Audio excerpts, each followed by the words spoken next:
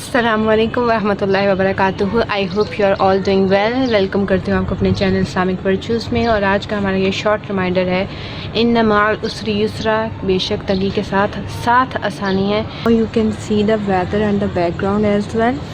Look at the whole scene and the clouds.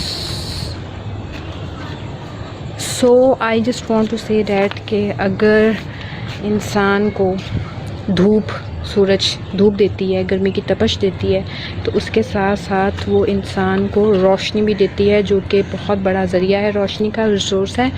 تو اس کے علاوہ دنیا میں کوئی بھی ایسی چیز نہیں ہے جو سورج جتنی روشنی میں پرووائڈ کر سکتی ہے. تو تنگی کے ساتھ آسانی کہ اگر گرمی ہے، تپش ہے، تو وہاں پر روشنی بھی ہے.